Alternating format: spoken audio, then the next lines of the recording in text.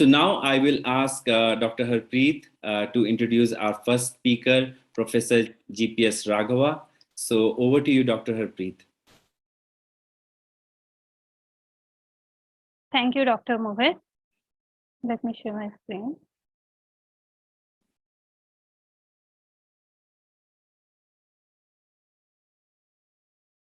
I'm honored to introduce our first speaker, Professor GPS Raghav. Professor Raghav is currently professor at and head at Department of Computational Biology at IIIT New Delhi. Before joining IIIT in 2017, he was working as a chief scientist at Bioinformatics Center, CSIR Institute of Microbial Technology, Chandigarh in India. He has received his PhD in bioinformatics in 1996 from CSIR Imtech and Punjab University, Chandigarh. He worked as a postdoctoral fellow at Oxford University. He also worked as a bioinformatics specialist at UAMS USA in 2002, 2003, and 2006, where he established bioinformatics infrastructure. He also worked as a visiting professor at Postech South Korea in 2004. Professor Raghav's research group developed more than 250 bioinformatic web servers and biological databases, and published more than 300 original research articles with nearly 19,000 citations and H-index 70.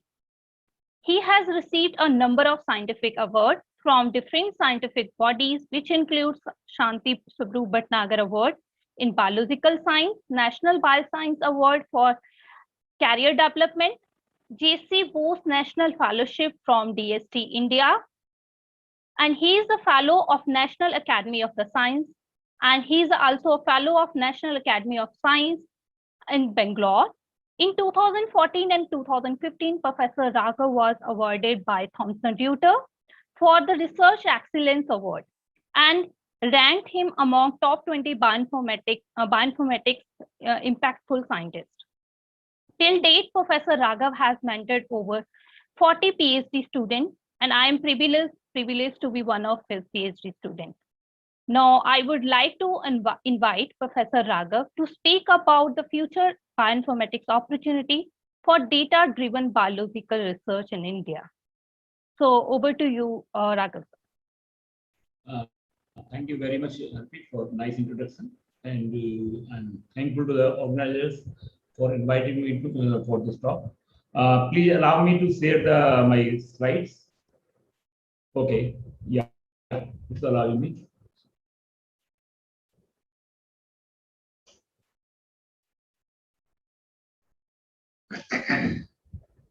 I hope my screen is visible. Yes, Harpreet, can you confirm? Yeah. Yes, okay. Sir. So maybe you can just slide show. Yeah. Okay. Okay. So it's difficult question that what is the future of bioinformatics, but I will discuss here a few points regarding the recent developments in the field and possible future prospects. Frankly speaking, I'm working in this area from a long time. Still, I find it's challenging. Why it's so? Because it's changing too fast. Whatever was important earlier, now new fields are coming, which are more important than the other fields actually, which we developed long time back. So let's say first we have to understand the facts that we are going in the fourth paradigm of science. Initial science was based only on the observation or experimental science.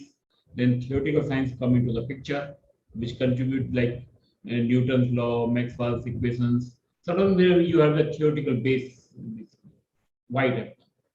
Then the computer simulations come, like you are to do the modeling, simulations, or maybe let's say you want to send the satellite in the orbit. So it's not possible without the computer simulations. So that next third era was basically dedicated to more about this computational part simulations. And recently, the major emphasis is towards the data intensive research, where data is important. From the data itself, we are generating theories, driving the rules, and then we are using the different type of predictions. We have nowadays like Facebook, which is generating data in petabytes. Same is true with the Twitter, the Google. These are the general sites, but same is true for the genomics data, proteomics data, metagenomics data. A lot of data we are generating every day. Question is how you manage this data, how you maintain this data, and how you effectively retrieve the data. That's a one challenge. Another challenge is data is fine, but what you will do with the data? Most important part is how to drive the rules from this data. So this is the important part, and now we have to shift our thinking actually. Earlier, a lot of people I have seen in the bioinformatics, they are mainly focused very simple job, protein structure prediction, docking, some simulations, and then they are doing some drug discovery. So most of the biotics was there earlier for the simply drug identify the drug target, then predicting the drug binding pockets, and then screening the different type of drugs. That is not sufficient for today's time. A lot of data is there. We have to also change as per the requirement of the. Because I will tell you one thing. In field of biotics, you should be more dynamic actually, rather than static. That's important if you want to make your career in the field of biotics. You have to learn the new thing. You cannot stay with your old things actually. Maybe you are expert in particular area, but not necessarily tomorrow it will be important. So you have to change with the time. And one major part, one major point in bioinformatics is you cannot do anything as a bioinformatician if sufficient data is not there, because we are using the data which is generated by the biologist. If data is not there, what will do? So it's important. You have to see the data, and you should learn the techniques how to mine the data actually.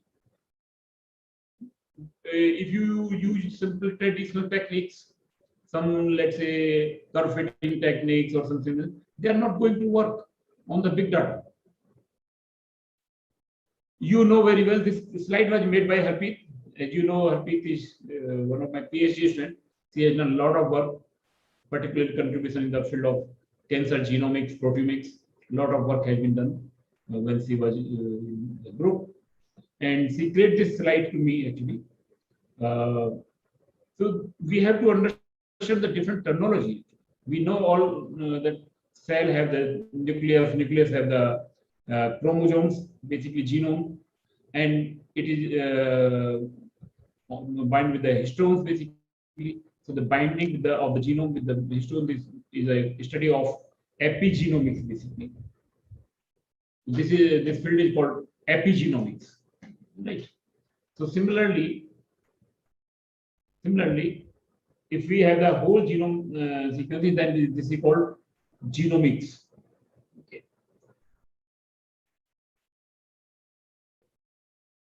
Genomics, and if you take the all copies of mRNA in a cell, then we call transcriptomics. If you consider all proteins in cell, then it's called proteomics. Similarly, we have the non-coding RNA, glycomics, if it is modified glycosylated. Okay.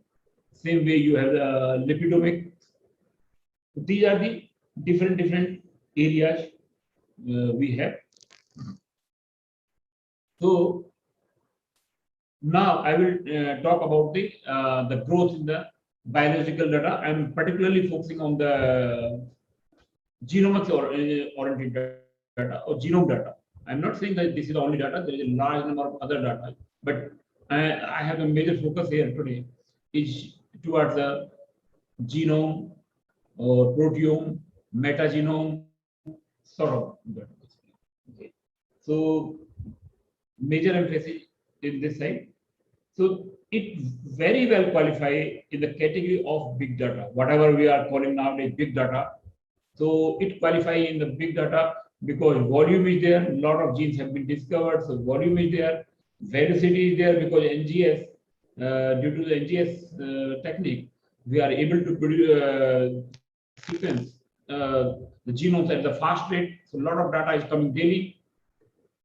Then we have the variety, all type of data. We have the mutations, copy number variations, SNPs. So all varieties there. So all three we are there available in the big data. That's the definition.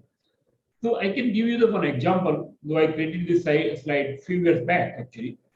But you see, this is a protein data bank. Protein data bank maintain all the structures of proteins. Okay. So this database grow over the time. This is in the log actually. So it is nearly nowadays it will nearly 1.5 lakhs actually. Okay, 150,000.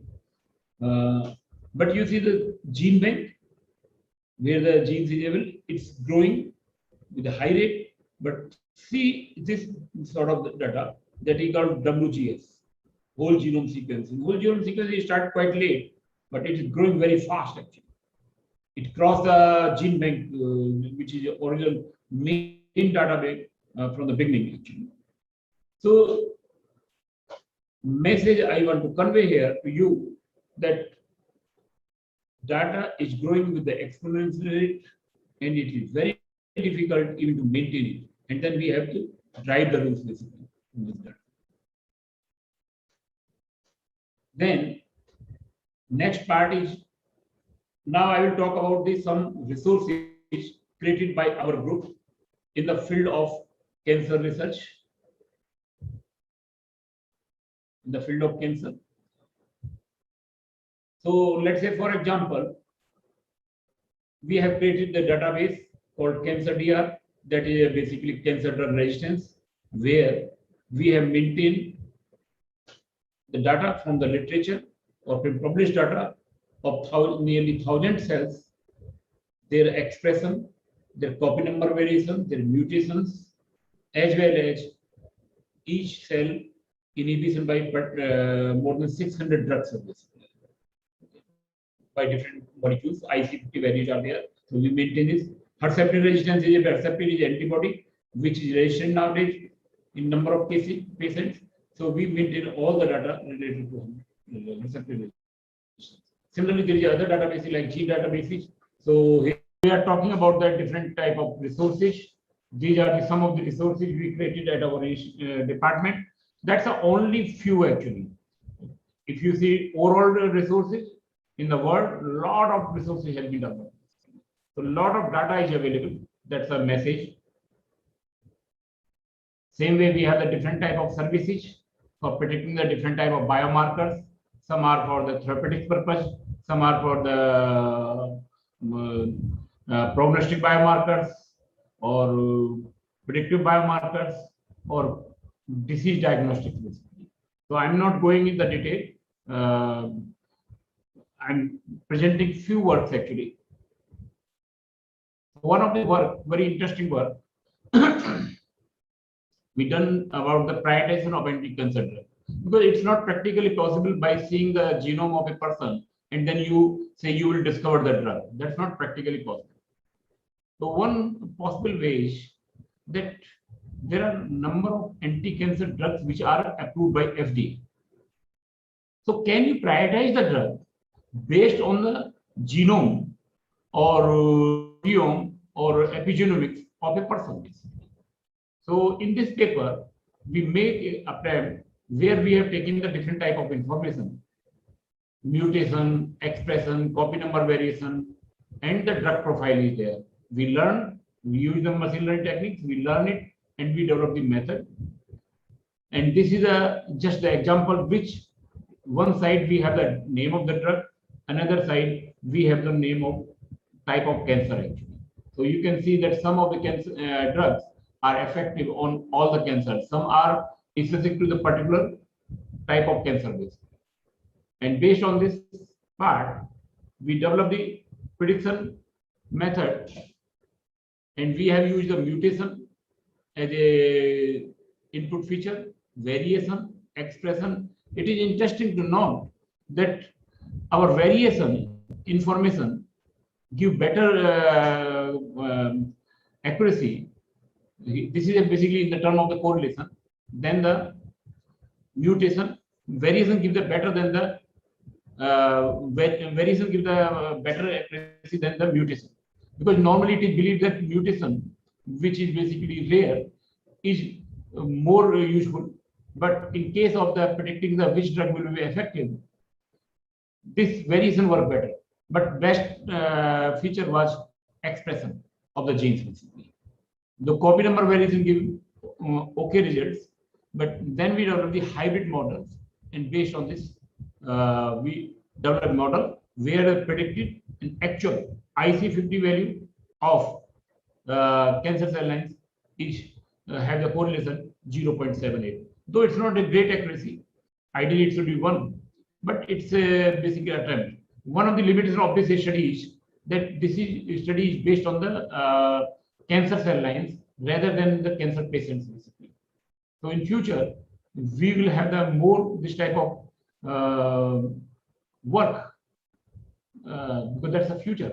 That let's say a lot of people are suffering from cancer. They want to know which drug will be best drug for me based on my genomic sequence or maybe genome expression data or whatever data. So that's basically prediction biomarkers you require. One of the interesting part here, this is a work I'm presenting of Harpreet Kaur. So major problem is we have the gene expression data or transcriptome data from the different platform. It may be Affymetrix, it may be Illumina, or maybe RNA-seq data.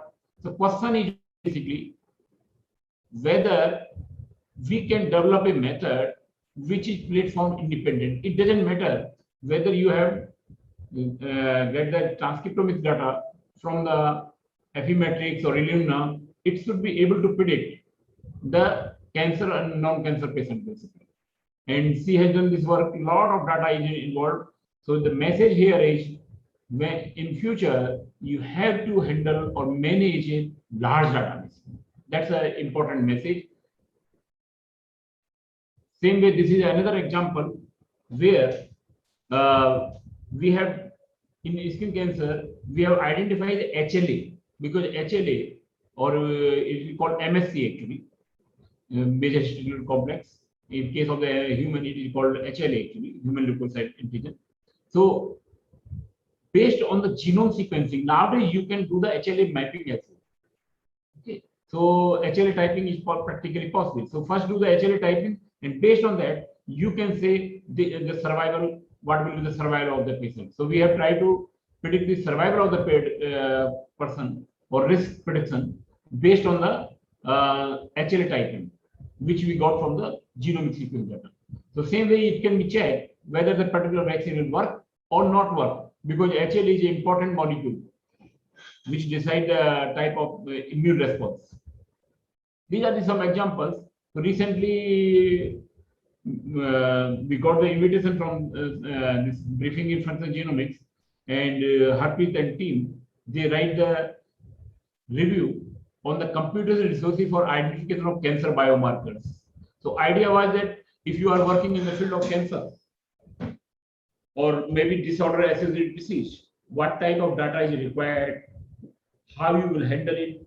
So we have provided a review. This is a recent review in 2001 itself actually. So most important part, data is basically genomics, whether you are handling the gene expression data or sequence data. Then you have the epigenomics, transcriptomics, proteomics, and metaomics. I think time is over. How much time I can take? Harpreet, can you confirm? Yes, sir. So we have 5 more minutes.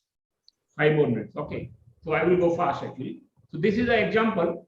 I will jump basically. So the major question is how to manage the big data. So here is the Examples, nowadays, most of the data is unstructured data. It's difficult to manage the traditional techniques. So there is a need to use the NoSQL type of technology, where it's using document-based, graphics-based, or column-based, basically. So these are the example. MongoDB is one of the database. You can use it. Apache Hadoop is a very important database management system where you can manage the data. And there is a technology called MapReduce technology, which can help you to maintain the large data as well as mining the large data. Okay. So in machine learning technique, when there is a large data, we have to use some specific softwares like Mahobat and others, basically very powerful softwares which are applicable for the large data because they have to work on the distributed data. So another challenge is nowadays, because the machine learning techniques, whatever you call support vector machine or neural network or KNN, they are designed for the small data set, okay, not designed for the large data. So there is a need to understand that how to scale the machine learning technique or the large scale, basically. So you have to do the parameter optimization. I am giving the example of decision tree. In case of decision tree, it's very difficult to handle the large data. So then MapReduce technology I was just discussing is an important part, basically. Okay. And now there is another part of the problem. Drug resistance is another problem. So a lot of data is there, and particularly genome of the most of the resistant strains is available. Available. So you should know how to mine the data and find out whether the particular population will be drug resistant or not. So accordingly, you can treat with the different drugs. Okay. The another part is basically nowadays virus. That if you see, go to the, let's say, NCBI site. So there is a 63,000 virus have been already sequenced. Okay. The data is available. Question is how you manage it and how you extract the important information. Can you predict in advance which virus is going to affect our population, basically? So a lot of data is there, information is there. Major challenge is how to take this data or information in the future. You can mine the important information from this data. Okay, so this is the data for the coronavirus, and there is a need to develop this sort of sites or databases where you can predict the vaccine candidate, drug candidate, biomarkers for the given biomarker. This is a site for the Zika virus. This is for the coronavirus recently because we are facing this problem. So the other experimental biologists can take this data for their use, actually. All right, thank you very much. Due to time, I'm sorry that there is some disturbance and we are not able to complete. All right. Thank you, sir. We have some questions and I hope you will able to address them. So first question that I have. So as we know, there are a number of the repositories which maintain patient data as well as their metadata and omics data for from the different parts of the globe. But when we looking at India, so despite we have such a large population and of course a good medical system as well, so why still there is not a single repository where you can find patient data, omics, their omics data as well? And what do you think, how we can fill this gap so that bioinformatician can use that data particularly to address health concerns in India at least? So what's your take on this? Though at the time of COVID, they are trying actually to make some data available through the GISN, but you are right. Other data like cancer data is not available so far, actually. It's a difficult question, difficult for me to answer, actually, because I also sit number of agencies and then we raised this question number of times. They promise a lot, but they are not delivering that.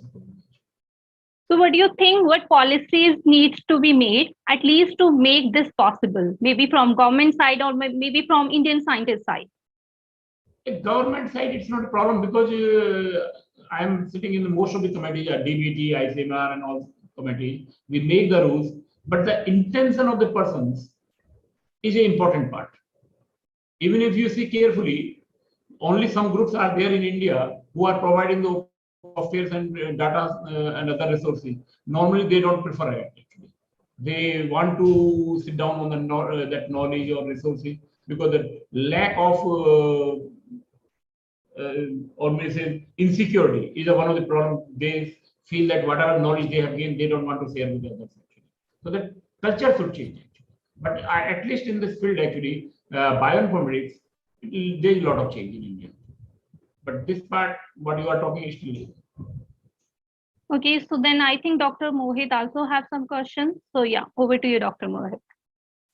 Thank you for this wonderful talk, sir. It was really amazing and great to know all of your contribution. And we've been following in India you for quite some time, and all the web servers that have been developed and the resources that have been put together is actually helping the scientific society a lot. And I just also wanted to ask you about this, that some of the challenges that you have faced as, maybe collecting this information together and then benchmarking some of the methods that would work with a certain kind of data. So for students, I mean, how can they start? Like, this is like a proper, maybe a long-term research, but to get them quickly acquainted with this, how can they start their journey, learning about where to find it, and how should they start this entire process of doing some quality research? First thing, they should have the question in their mind. What problem they want to address. And then next, basically, they should go to the PubMed or any research resource where they can read about the recent papers. And then they have to look what type of papers have been published, which resources they have used actually, and based on that, they should try. And if possible, they should, if they are not exposed with this field, they should take some training from some agencies or whatever the training programs are there, so that they will have some knowledge. Okay, sir.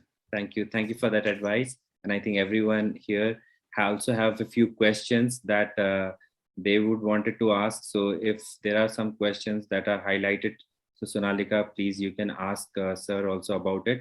And also, sir, I just wanted to ask another question that I saw that many students are now more, getting an understanding of what this field is.